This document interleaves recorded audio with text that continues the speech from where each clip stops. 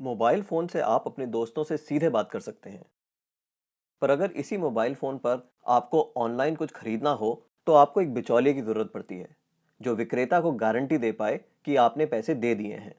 पर क्या ये मुमकिन है कि एक क्रेता और विक्रेता आपस में सीधे समझौता कर लें, बिना किसी बिचौलिए की सहायता के?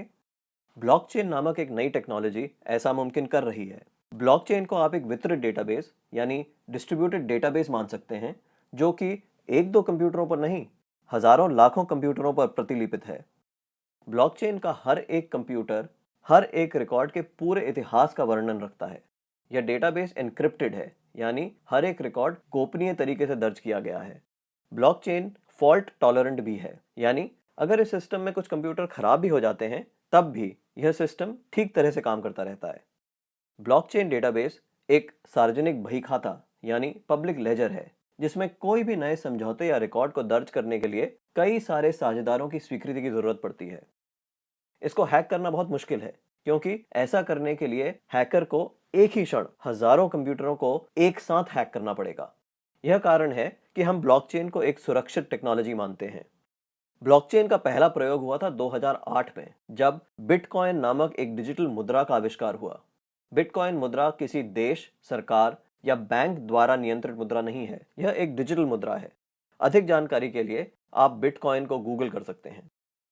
केवल मुद्रा या पैसे से संबंधित प्रयोजन के लिए ही नहीं, ब्लॉकचेन का प्रयोग कहीं भी हो सकता है जहां पारंपरिक रूप से विश्वास, भरोसे या गारंटी के लिए एक बिचौलिए की जरूरत है।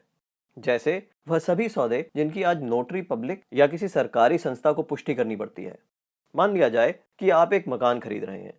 आप चाहेंगे कि इस सौदे को सरकारी रजिस्ट्रार के यहाँ दर्ज किया जाए, ताकि आपको एक सरकारी दस्तावेज मिले जो साबित करे कि आप उस मकान के कानूनन मालिक हैं। पब्लिक रजिस्ट्रार केवल इस सौदे का एक सबूत दे रहा है, और ऐसी संभावना है कि भविष्य में पब्लिक रजिस्ट्रार का काम ब्लॉकचेन टेक्नोलॉजी कर दे, क्योंकि उसमें दर्ज सौदे की भी उतनी मान्यता होगी जितनी आज रजिस्ट्री सर्टिफिकेट की है। सार्वजनिक होने की वजह से इसमें घपले की संभावना भी कम होगी।